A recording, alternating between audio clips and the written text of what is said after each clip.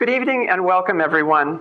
Madeleine Albright is chair of Albright Stonebridge Group, a global strategy firm, and also chair of Albright Capital Management, an investment advisory firm focusing on emerging markets. As Joe said, Dr. Albright was the 64th Secretary of State, and most importantly, the first woman to hold that high office. Prior to that position, she was our ambassador to the United Nations and also served in President Clinton's cabinet and on the National Security Council. However, her service at senior levels in government preceded that in the Carter administration, where she was the National Security Council's congressional liaison, tapped for that position by one of her professors and mentors at Columbia, Dr. Brzezinski, who was Carter's national security advisor. Currently, she is a professor in the practice of diplomacy at Georgetown University School of Foreign Service, and I can't imagine anywhere else where she would more logically be. She chairs both the National Democratic Institute for International Affairs and the Pew Global Attitudes Project. She is also the president of the Truman Scholarship Foundation and a member of the advisory committee to the U.S. Defense Department's secretary. Dr. Albright did her undergraduate work at Wellesley College and her advanced studies at Johns Hopkins and then master's and doctoral degrees from Columbia. In 2012, she was chosen by President Obama to receive the nation's highest civilian honor, the Presidential Medal of Freedom, in recognition of her contributions to international peace and democracy. And on top of all of these incredible professional accomplishments, she is also the proud mother of 3 daughters. I don't know how you did it all and do it all, Madam Secretary. Please join me in welcoming Dr. Madeleine Albright.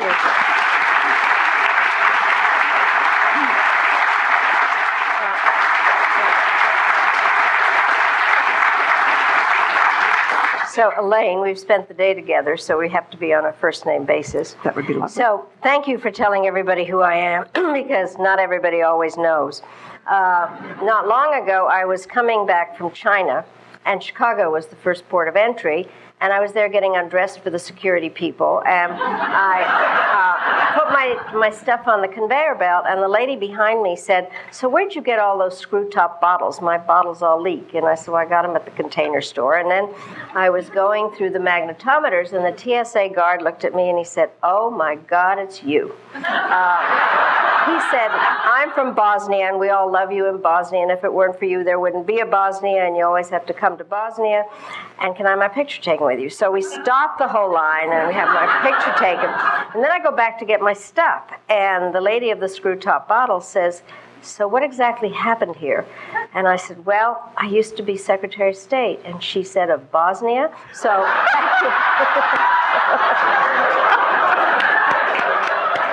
thanks for straightening that out.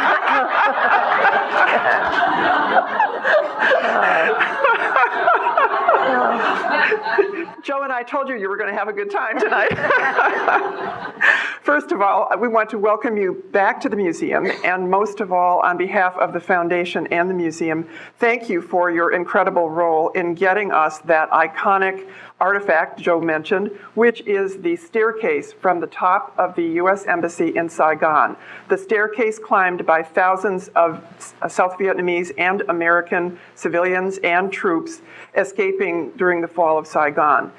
It was discovered over the tattered remains of the embassy in 1994 by our very own trustee and civic leader, Hank Meyer. He was there on a business trip, and after that, the museum staff commenced on a long journey, several years of letters back and forth, to the State Department, which didn't, frankly, want to give it to us because they thought it should go to the Smithsonian, and we knew they wouldn't put it on display the way we would.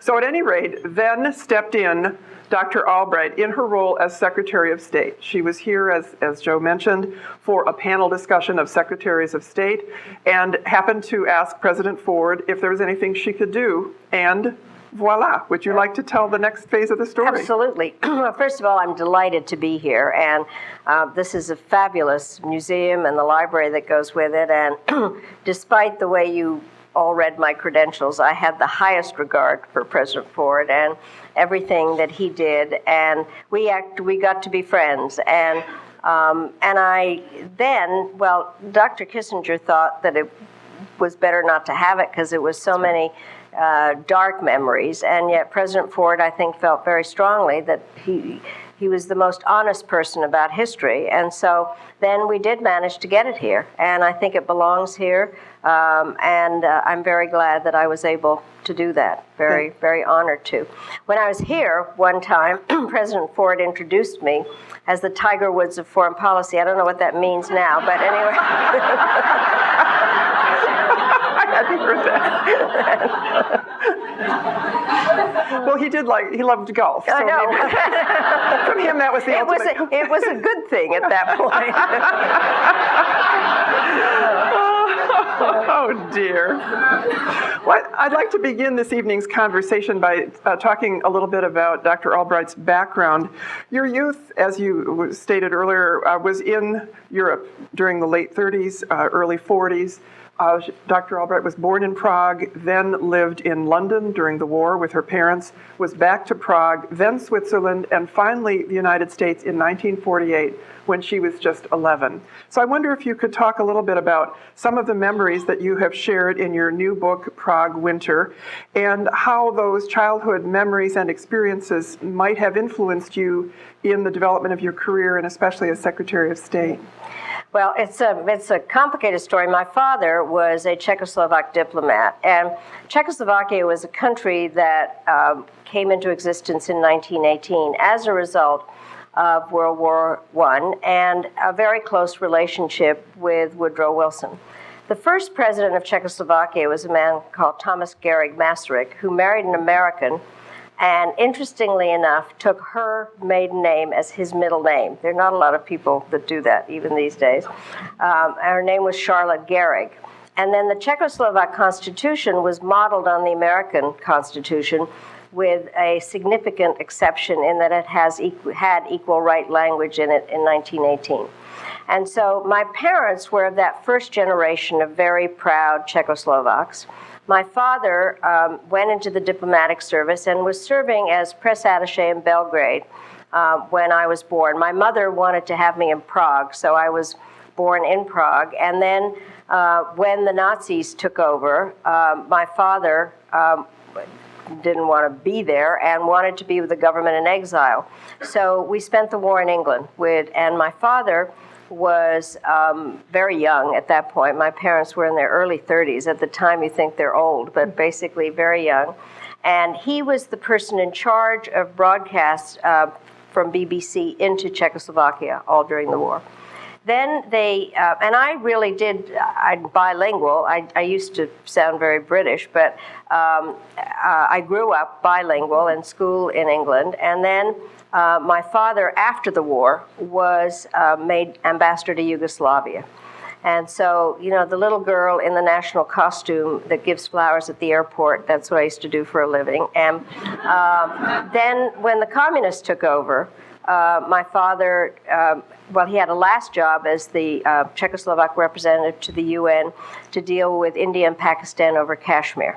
And he took that job, came to the United States, and defected. And so we came here in 1948. The book is kind of in three layers. The inner layer is this story, in addition to, I finally put together my rather complicated background. I was raised a Catholic, married an Episcopalian, and found out I was Jewish. So that whole story is in that. Then the second layer is about World War II and the various aspects of how it started, what happened when the United States came in. And then the third layer is about the difficulty of making moral decisions. We all think that they are black and white, they are not. And, how do people behave during a resistance? What is a collaborator? What are the decisions? So that is the book, and it is called Prague Winter.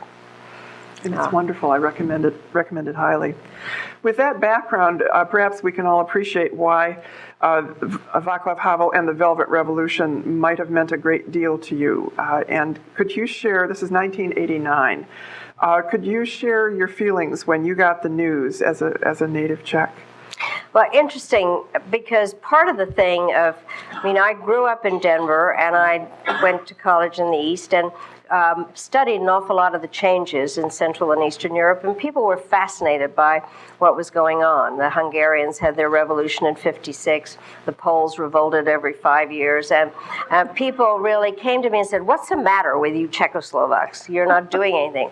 There had been a very brief period in 1968 during the Prague Spring, but then normalization and nothing happened. And so what was interesting, all of a sudden, the wall comes down, and you have a piece of it here, and there was this magical person that appeared, Václav Havel, who was a playwright and somebody that kind of sparked up the whole sense of what I had grown up with, of Czechoslovakia being a very special country with people that understood what it was to be a part of the West and who had basically very good values. And so I was very, very proud. And the thing that happened was that you mentioned the National Democratic Institute. At the time, I was vice chairman of the National Democratic Institute, and I had, we kind of provide the nuts of help in democracy, not imposition, which is an oxymoron, but promotion in a way of being helpful.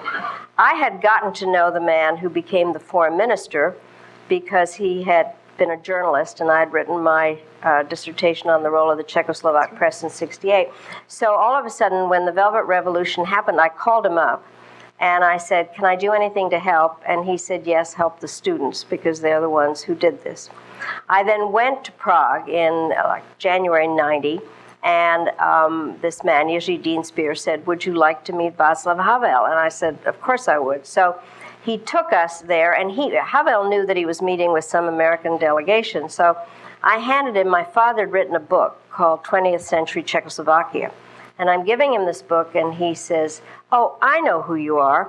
You're Mrs. Fulbright." And I said, "No, I'm Mrs. Albright." And so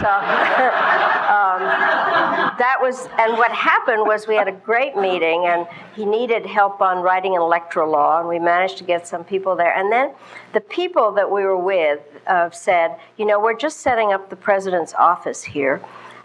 Can you help us?" And I said, "Sure." So we go to some restaurant, and I'm drawing diagrams for them about how you set up a presidential office. And then it was snowing, and I don't know whether, I'm sure some of you have been to Prague, and I walked, I was staying in a hotel across town, and I walked down from the Castle Hill across Charles Bridge, and it was snowing, and I had a genuine out-of-body experience, which was, I never left here. I belong here. And then I thought, I wouldn't have known how to set up a presidential office if I'd been here. So I clearly have not been here. But what happened was then Václav Havel came to the United States for his first visit. And I did all the advance work for it. And he came, he was at the embassy, and I really was the perfect staffer. And I had developed the schedule, and I set up, Q's and A's and all that. And he turns to the people he brought with him, and he said, "Now that is an advisor." And we became very, very good friends.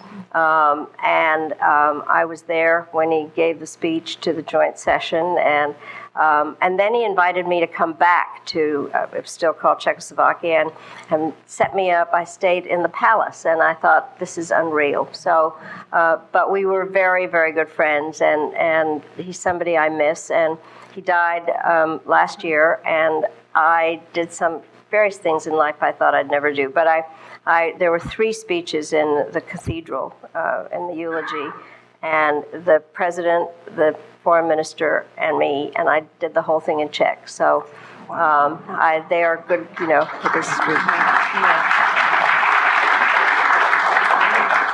One of the pieces on exhibit upstairs in this fabulous new Read My Pins exhibit is the Order of the White Lion, which is the highest honor of the Czech government, and that was presented to Dr. Albright by Havel in 1997. So that must have been a pretty incredible experience. It was an incredible experience, and partially it's very interesting because I thought a lot about what my life. I went back. Well, just one other fact. The first time I went back was in 1967 with my American name, an American passport, American husband, And all of a sudden, somebody told me that my father had been tried in absentia and sentenced to death. It turns out the sentence to death part was not true, but I didn't know it at the time. And so I didn't feel exactly comfortable going back too many times. In the 80s, I went back several times under the auspices of the United States Information Agency. So I was protected and I stayed at the embassy.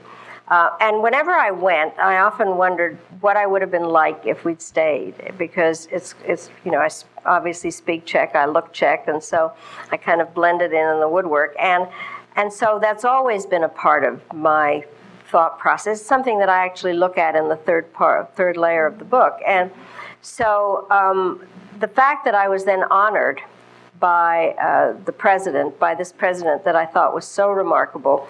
And what had happened was I was an advisor, but I also did something or the Clinton administration did something that I think was very important. And that is that immediately after World War II, I think the United States didn't quite understand what the Soviets were doing in putting together the satellites, their empire. And it wasn't until the Czechoslovak coup in 1948, that all of a sudden it became clear what was going on. And one of my predecessors, Dean Acheson, was very much behind setting up NATO. So NATO was really created in that way. So then, because life is full of fascinating coincidences, when I was secretary, we were able to expand NATO and to bring the Czech Republic, Poland, and Hungary into NATO. And so the combination of being able to do those things and then getting the Order of the White Lion was very nice in the castle by this president that I liked a lot. What an incredible experience. Yeah. That's great. Well, as the first woman to crack the glass ceiling and join the so-called Fraternity of Secretaries of State, I'd be curious to have you share whether some of your predecessors stepped forward to offer you words of wisdom when you were named Secretary of State. Well, what was interesting was there's a wonderful phone call stuff that goes on. I just finished calling Secretary Kerry. So, it's a pretty small club. So they did call, but the best and funniest was Henry Kissinger. So he calls me up and he says, Madeleine, I'm delighted that this has happened, but you've taken away my one distinctive quality of being a foreign-born Secretary of State. And I said, no, Henry, I don't have an accent. And then he introduced me at the Council on Foreign Relations, and he said, welcome to the fraternity, Madeleine. And I said, it's not a fraternity anymore. And what did he say? No, he was fine, but I think that there is a very special kind of relationship, and the truth is that most of the people that were former secretaries of state had been Republican secretaries of state, and except for Warren Christopher, who had been my immediate predecessor, and I think we all spent quite a lot of time together, either in individual phone calls or the kind of thing that happened here at the Ford Library, where we in fact had panels and things together, and we still do spend a lot of time together,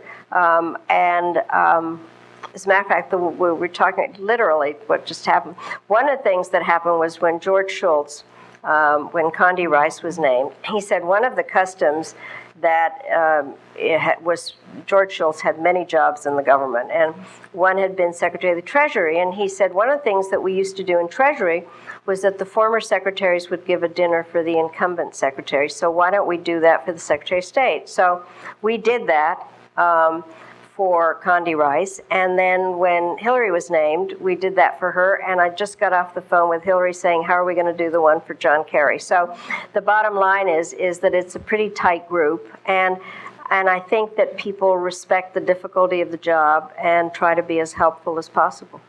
That's really inspiring to hear, as a matter of fact. That's a question, believe me, I did not have the answer predetermined, and so that's actually very reassuring for all of us. It is. It's very important, I think, and I think I think the former presidents do this too, is that there are very few jobs that require this whole concept of taking care of the crown jewels of the United States, and so I think that it's a very important relationship. But one of the things now about John Kerry is that this little story doesn't work anymore, which is that my youngest granddaughter, when she turned 7 3 years ago, said, "So what's the big deal about Grandma Maddie being Secretary of State?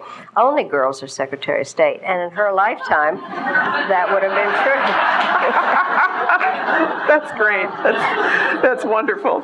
Speaking of that, and a Secretary of State from the other party, I understand that you have a rather unique relationship with Condi Rice. Well, this is part of the really weird life that people have. My father was as I said, he came to the United States and defected, and one of the things that I now understand better is that the Rockefeller Foundation at that time found Central European intellectuals or something like that, and they found him a job at the University of Denver. We had no idea where Denver was. My parents bought a car. We started driving across America, and my mother said they called Denver the Mile High City, but we're not going up, so maybe we're going the wrong direction. Anyway, we get there. Ultimately, my father, he died in 1977, and he became a pretty big deal in Denver in terms of being kind of a local celebrity. And so there were a lot of flowers and tributes at his funeral, and among them was a ceramic pot in the shape of a piano with leaves and things in it. And I said to my mother, "So where did this come from?" And she said, "It's from your father's favorite student, Condoleezza Rice."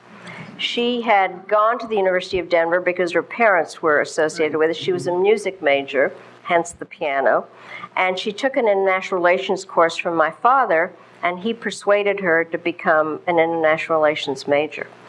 She did her master's at Notre Dame, and she was working on her PhD with my father when he died. So this African-American woman from Alabama, music major, wrote her dissertation on the Czechoslovak military. So in 1987, when I was working for my long string of losing Democratic presidential candidates, I was working for Michael Dukakis, and so my job was to get foreign policy advisors. So I thought, Soviet expert woman, teaches on the West Coast. So I called her up and I explained what I was doing and asked, "Condi, would you like to join us?" And she said, "Madeleine, I don't know how to tell you this, but I'm a Republican." And I said, "Condi, how could you be? We have the same father." That's wonderful. Well, I'm going to ask just one more about your time as Secretary of State, and then we're going to go to the pins, because there's a lot of fun to be shared there. One of the most amazing things as I look at the position of Secretary of State is the travel. And the travel is incessant. And I understand that just within the last month or two, Secretary Clinton has actually surpassed your prior first-place record in miles traveled and countries visited. The question is, how do you survive that? Well, I have to say some of that is slightly disputable. If in fact, I've talked to the people a lot of the people that I worked with then continue to work with me. I actually traveled 1,038,000 miles, but I also counted the travel that I did in the United States. So in foreign countries and foreign travel, Hillary has beaten me. But you're still the overall. Absolutely. Not that we're competitive or anything like that. But I think that what is interesting, first of all, you do have your own airplane. It does say United States of America. Now the plane I travel on says United Airlines. And you are very well taken care of in that regard. The job is so energizing, and I think that you work a lot all the time, and I loved it. The only problem is that sometimes you forget where you are. And so at a certain stage this was actually when I was still at the UN, traveled a lot, we were doing the Partnership for Peace, which was kind of the pre-NATO things. And I was going with General Shalikashvili, who was chairman of the Joint Chiefs of Staff, and we did like 4 or 5 countries a day. And so we finally decided that what we would do is get off the plane and say, "We are so happy to be in your country to meet your leader." But I do think that ultimately it's when it's finished that you kind of think, how was I able to do this? The part that's hard is sleeping on command. And then waking up and having to do meetings. And then the other part that I think is hard is that different countries operate on some totally different schedule. So the Saudis always like to talk at night, and by then you're just completely, it's like 2 o'clock in the morning or whatever. But the part that I think is as the person that's the talker, you don't fall asleep. But I have brought with me Elaine Shokus, who is my chief of staff, so she can testify to this. Most of the unpleasant parts about traveling were the people on the staff who said, we have to be in this meeting. If I'm not in this meeting that you're having with the leader, then it shows you're not interested in my part of the world or my job or whatever. And so you'd go to the meeting, and invariably you'd be talking, and then I'd look over at my delegation, and they would all be asleep. By the way, Dr. Albright's staff refused to be identified because they wanted us to use the time tonight for other things, but she is traveling with two wonderful people, Abby and Elaine, who have been terrific to work with on planning this exhibit. Yeah. So Dr. Albright has a tremendous support team, and we're delighted to have worked with them. Turning to the pins, we are the 12th venue for the exhibit of Read My Pins since it opened in New York City in 2009. It has received rave reviews everywhere. We are the third presidential museum, coming after the Clinton and Carter libraries, and I would like to thank you for being bipartisan in allowing the Ford Presidential Library to have this exhibit. This is a marvelous exhibit, and I'd like to begin with asking you to share the story of how you got the idea of using the pins to send messages. I think it began with a serpent pin and a rock. Well, I clearly love jewelry, but what happened was that none of it would have happened in the pin collection if it hadn't been for Saddam Hussein. So what happened was I went to the United Nations as ambassador in February '93, which was after the end of the Gulf War. And the ceasefire of the Gulf War had been translated into 6 Security Council resolutions that were very tight sanctions resolutions, and we wanted to make sure they would stay on. So I was an instructed ambassador, and my instructions were to say perfectly terrible things about Saddam Hussein constantly, which he deserved. He'd invaded Kuwait. So after a while, there was a poem that appeared in the papers in Baghdad comparing me to many things, but among them, an unparalleled serpent. So I happened to have a snake pin, so I decided to wear it when we were talking about Iraq. And so if you've ever seen, how after Security Council meetings, the ambassadors go out and talk to the press, and all of a sudden the camera zeroes in and the reporter says, "Why are you wearing that snake pin?" And I said, because Saddam Hussein compared me to an unparalleled serpent. And then I thought, well, this is fun. So I went out and I bought a lot of costume jewelry to reflect what I thought we were going to do on any given day. So on good days, I wore flowers and butterflies and balloons, and on bad days, various kinds of insects and carnivorous animals. And the other ambassadors would say, "So what are we going to do today?" And then it was right after the first President Bush had said, "Read my lips, no new taxes." So I said, "Read my pins." And that's how it started, and it's gotten kind of bigger and better. And the whole purpose of the show, of the exhibit, is I obviously love to talk about foreign policy, and all the pins that are in it had some foreign policy story. So it makes foreign policy a little less foreign, and I've had a lot of fun with it. That's terrific. In another situation as ambassador, there was the shooting down of 2 civilian aircraft in international waters by the Cubans. And you had some interesting things to say in that situation and got a real rave from President Clinton. Yeah, well, what happened was that the planes had been shot down, and my instructions were to get condemnation of Cuba for what had happened. And in order to really get that, I needed to get the transcript of what the Cuban pilots were saying to each other as they were chasing these unarmed civilian planes over international waters. So I get the transcript. It was bloodthirsty, horrible. And all the words were translated except one. And they said, "We have cojones, they don't have cojones." And it went on and on like that. So I then went and had a press conference, and I decided that I would use the following line: "It's not cojones, it's cowardice." I had to call, Elaine was my person to make sure I wasn't tone deaf, and I said, do you think I can say this? And she said yes. So I then go out there and I say that I thought the UN press corps would faint.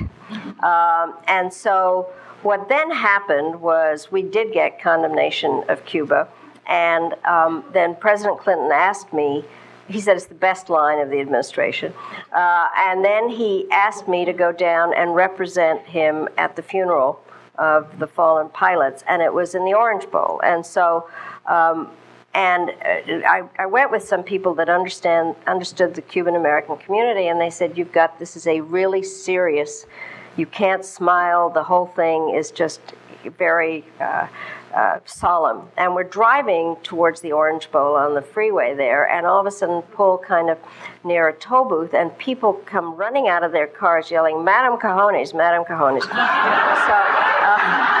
Then I get to the Orange Bowl. We are coming in through the tunnel that the dolphins come out of, and 60,000 Cubans start screaming, Cuba Libre, Madam Cajones. And so that was my most famous saying. But there's a pin there that I wore during the press conference. This is one I had before too. It's a beautiful bluebird, and instead of wearing it with the head up, I wore it with the head down in solemn recognition. There's more to that story than I knew was coming. The cover of your book features a contemporary pin in the shape of the head of the Statue of Liberty, and has two watch faces, one facing up and one facing down. So my question is, what is the meaning of the Statue of Liberty to you, and the message behind the pin? Well, the pin, there was some of the exhibit stuff started much earlier. There was an exhibit that was commissioned of pins in my honor that were not my pins. The Statue of Liberty was one of them, and ultimately we got this one, but the others were not mine. But the clocks are the eyes, and one of them faces so that I could see whether it was time for a meeting to end, and the other one was for the person that was sitting across it, although it created a lot of weird looks. But the Statue of Liberty means a great deal to me, and I'm wearing another one tonight, and that is that when we came to America, I came to America on November 11th, 1948. It was called Armistice Day at that point. And people always wonder, how did we escape? It wasn't so complicated. My father was a diplomat, and so we didn't come through Ellis Island. But I came to America on a ship called the SS America, and we sailed by the Statue of Liberty. And so I felt personally greeted by the Statue of Liberty, and it is the most amazing symbol of America. And as we are going through our immigration debate at this point, it is worth remembering what the Statue of Liberty stands for and what it says on its base. That's wonderful.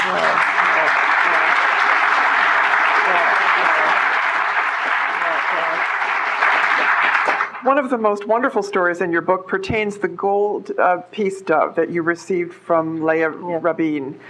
You wore it for a speech about the Middle East situation in 1997. Could you tell us a little bit more about that pin and that relationship? Well, Leah Rabin at that stage was already the widow of Yitzhak Rabin, and Yitzhak Rabin, I think, was one of the most remarkable Israeli prime ministers. And I have to say that every assassination is terrible, but if one thinks about all things that have happened since, I think it was one of the most tragic and historically devastating assassinations. And so Leah Rabin sent me this pin of the dove, and I wore it not only then, but whenever I gave a speech on the Middle East. But then one of the times when I arrived in Jerusalem, there was another package in my room, and it was a necklace of doves with a note that said something like, it takes more than one dove to make peace in the Middle East.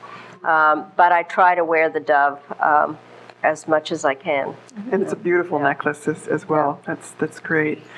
What pin in the collection got you into the most trouble, either with President Clinton or with other world leaders? Well,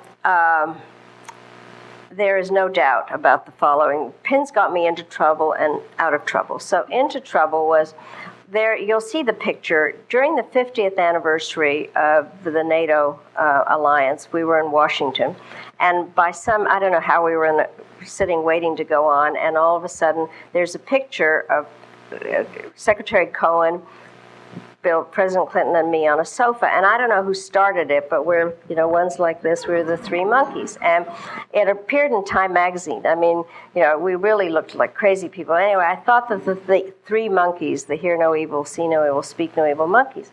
So I was actually in Brussels, and I found these great three monkey pins. And so I had decided that President Putin's policy in Chechnya was evil. And so when we went for our summit in summer of 2000, I decided to wear the monkeys. So we're going in, and President Putin turns to President Clinton and says, "We always notice what pins Secretary Albright wears. Why are you wearing those monkeys?" And I said, "Because of your Chechnya policy." And he got furious. And President Clinton looked at me like, "Are you out of your mind? You are supposed to be the chief diplomat, and you have screwed this up." So so that's when they got me into trouble. But they did get me out of trouble once. And this is what happened.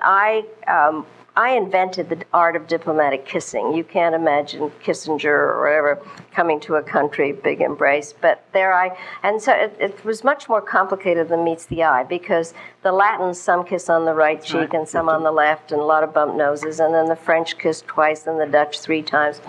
And then there was Yasser Arafat, just the thought, right? And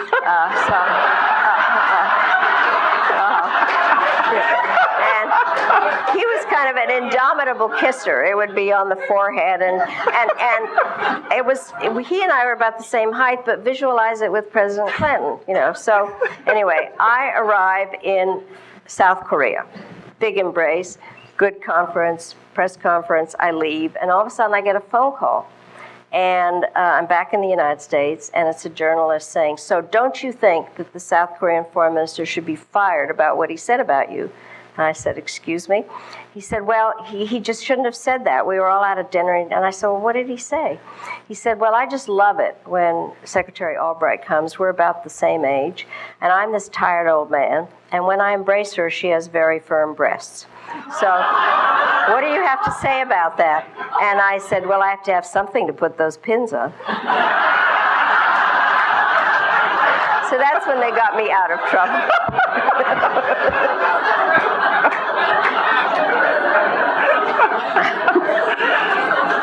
And you thought presidential museums and libraries were boring places. Okay, Jim Kratzis has been gathering questions, and I'm going to invite Jim or Barb's going to do some reading of questions. Actually, yes, I'm Jim. Okay. Yeah. This is Barbara McGregor, our education specialist, who actually was the first on our staff to be aware of Dr. Albright's book and suggest it as an exhibit. So Barb deserves high marks for that. Thank you. Well, it was my pleasure. Am I on? No.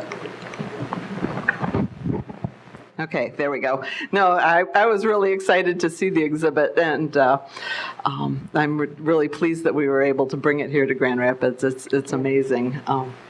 Anyways, I'm filling in for Jim here. We have a question. Do you think there was a president or administration that does not often get its just due in ending the Cold War? Oh, I know what the answer is supposed to be, right?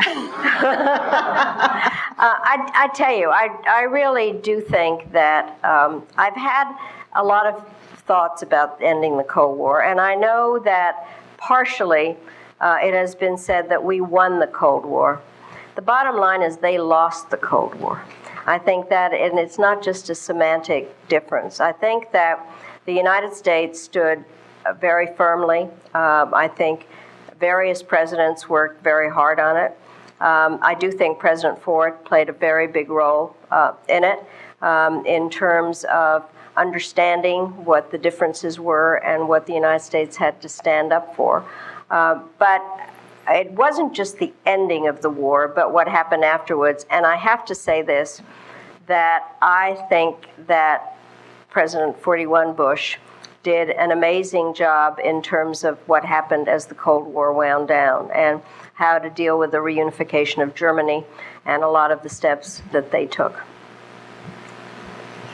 Next question. Madam Secretary, what advice do you have for John Kerry in his new role? What are his major challenges? Well, I think it's very interesting. I was listening to Senator Kerry during his testimony, and I think he has an amazing understanding of the issues. He, after all, has dealt with them for a very long time. I think that he is going to be faced with an incredible number of challenges. The world is a mess. There's no other way to describe it at the moment. And a lot of the kind of tools that we have don't exactly work. I teach a course. I say foreign policy is just trying to get some country to do what you want. That's all it is. So what are the tools? And the course I teach is called the National Security Toolbox. And we talk about bilateral diplomacy and multilateral diplomacy and the economic tools, the trade, which are the carrots and aid, and then the sanctions, then the threat of the use of force, law enforcement, intelligence. There's not a lot of tools, frankly. And the question is how you use them. And the tools are basically against nation states, of leaders who care about their territory and their people. And the biggest challenge is what we now call non-state actors, not just terrorist groups, but groups that operate outside of their governments. A lot of non-governmental organizations or multinational corporations that are stakeholders, and they are not part of a system. So the challenge is how to bring all those stakeholders in. And then I think in terms of the biggest challenge is, well, there's several of them. Obviously, what is going on with Iran and the nuclear issue, what is happening in the whole Middle East. And I have to, if I might say this, we've been calling it the Arab Spring, but what happened last winter, I was having a public dialogue with an Arab, and I said, well, it's winter, so we can't call it the Arab Spring, so let's call it the Arab Awakening. And he got really mad at me, and he said, the Arabs haven't been asleep all this time. And I said, well, what would you call it? And he said, Arab troubles. And I said, well, what about Arab opportunity? So if you just put those four thoughts together, you can see how complex it is. And so all of the Syria issue, then what has happened just now in North Africa, and then I do think that our most important strategic relationship is with China and how we deal with them. So there are many, many challenges, and I think that I'm very glad that he understands the issues as well as he does, and I hope he gets used to no sleep. Yeah. How has the role of Secretary of State changed over the years? Well, it's interesting because it has. I mean, you were saying that it was Thomas Jefferson's job, and it's much fun to think about that. I think that what has changed is that foreign policy, the Secretary of State is more and more part of a national security team. And the president is obviously the chief executive, and the question is how the team works together.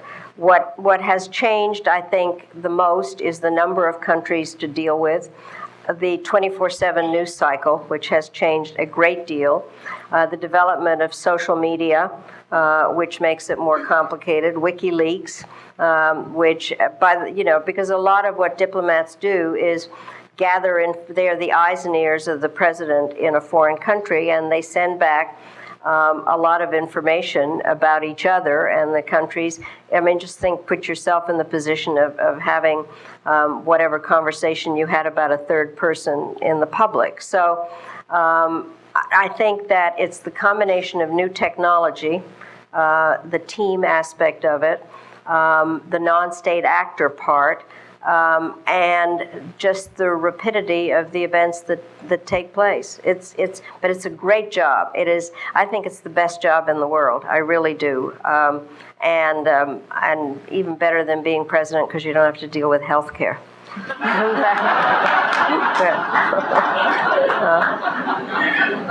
Wonderful. Okay, a good follow-up question then. Of all of your experiences as Ambassador of the UN and Secretary of State, which was your most rewarding and why? Well, this one, it's going to take me a minute to talk about, but you'll understand because I described my life to you a little bit before.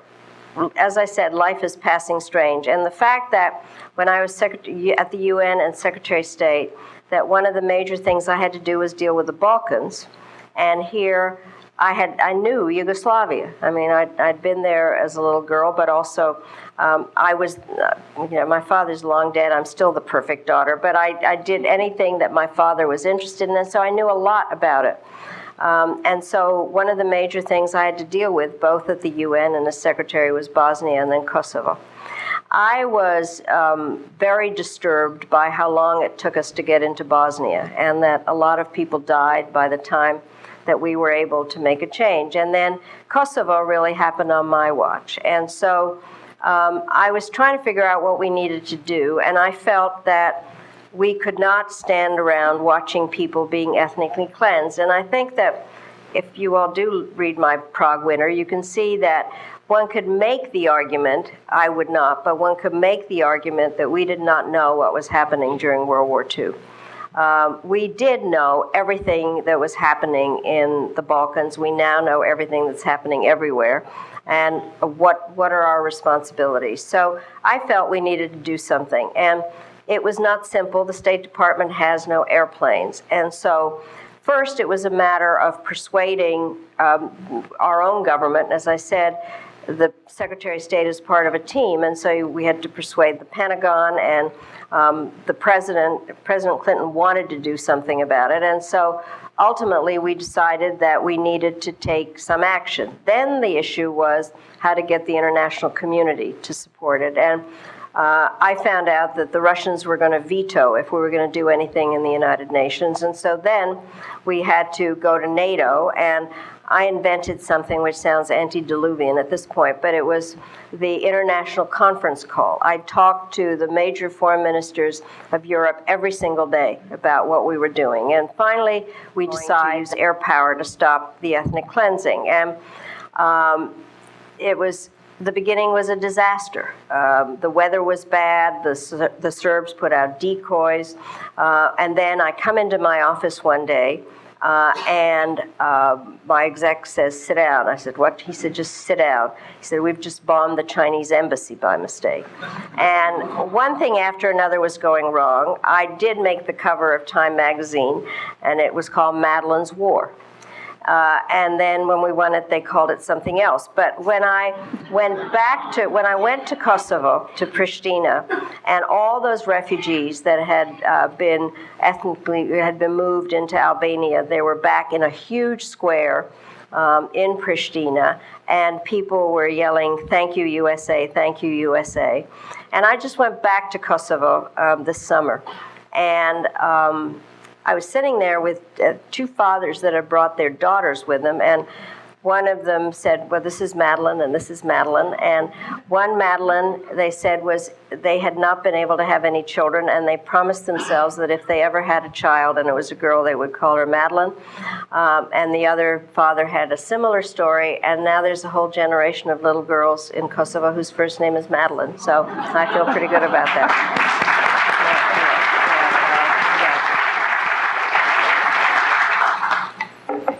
Other than yourself, of course, who has been the best Secretary of State post-World War II and why? That's tough. I think that there have been really remarkable Secretaries of State. I think that Dean Acheson really was a remarkable Secretary of State in terms of his creation. His book was called President the Creation. In terms of the organizations that he set up, George Marshall was a remarkable Secretary of State. And I think that, I think knowing what the job is, I don't want to make any further judgments, but I do think that there have been Secretaries of State who have operated in very difficult circumstances and trying to figure out, and it's difficult for the following aspect, and maybe you all want to think about this more, is the question is, what is the role of the United States?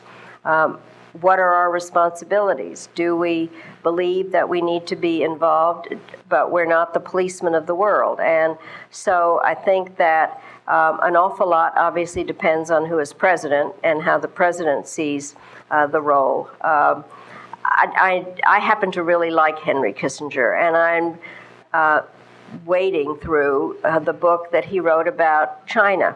And if you think about what he did with President Nixon in terms of opening China, is a remarkable job for a Secretary of State. By the way, Henry Kissinger, we just had this crazy dinner in Washington, which is with the Alfalfa Club, which does nothing but just have this dinner. And they nominate somebody to be president of the nominee of the Alfalfa Party, and Henry Kissinger they nominated. He's about to be 90, and he was really funny, and he said the following thing: there's always this issue about the relationship between the Secretary of State and the National Security Advisor. And he actually said the only time they really got along was when he served in both posts at the same time.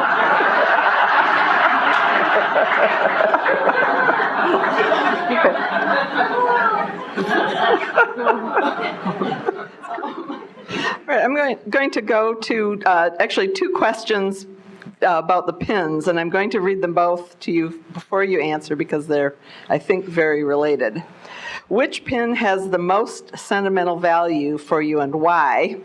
And the second question is, there is a special pin that I believe was done by one of your daughters. Can you talk about that pin? Yeah. Well, actually the questions go together, but the pin made by my daughter is the most sentimental one. It's a heart that I have worn, or I did wear, every Valentine's until it's been in the show. And so you'll see it. It's just a ceramic pin. And so my daughter is now 45 years old, and she said, "Mom, you have to tell people I made it when I was 5 years old." But I'm sure that many of you have a similar pin, and so it is the most sentimental. But another pin that is more recent, that is very important and sentimental, and it's the way the book ends, and that is that I went down to New Orleans a couple of years after Katrina, and I went to the D-Day Museum there, which is quite a remarkable museum in itself, and then there was a dinner afterwards, and I'm sitting at the table, and this young man comes over, and he says, "My father is sitting over there. He's a World War II vet, and he got 2 Purple Hearts, and he has this guy had this box, and he said, this is something that my father gave to my mother for their 60th wedding anniversary." So I opened the box, and it is this fabulous pin with 2 amethysts, which clearly must have related to the Purple Hearts, and said, "We want you to have this." And I said, "I can't." He said, "Our mother died as a result of Katrina." I said, "I can't possibly accept this from you." And he said, "No, you have to. It would mean a great deal to us if you took the pin." So I call it my Katrina pin, and it really is symbolic of the kinds of that even some inanimate object can have such meaning and value. And so it's a really beautiful pin, and I think it's very important to me. One last, Barb? One last? Okay. I saved this one. Who is the person you admire the most?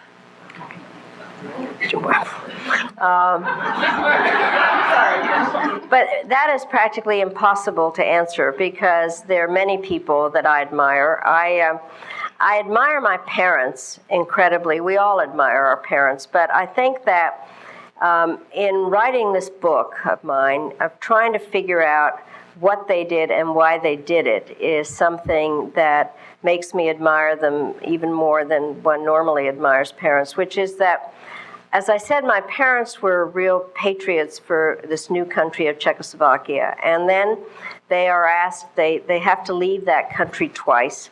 They brought us to the United States, having left, when they went to England during World War II. As I said, they were very young. They left their parents there, never to see them again. And then they brought us to the United States to live a new life and to be able to be in this country. And my father used to say on a regular basis, people would always say, well, if you stayed in Czechoslovakia, you would have ended up as foreign minister, and he would never buy that. He wasn't into what ifs. And he said, there is nothing that is better than to be a professor in a free country. And people ask me if there was one word to describe myself, what it would be, and it would be grateful. Because I am so grateful to have been brought to America. People ask me what the most important thing in my life is becoming an American citizen, hands down. There's no question about that. And then to have the opportunity to give back. So I admire my parents really for having been able to give us life twice, basically. And so there are many public figures I admire tremendously.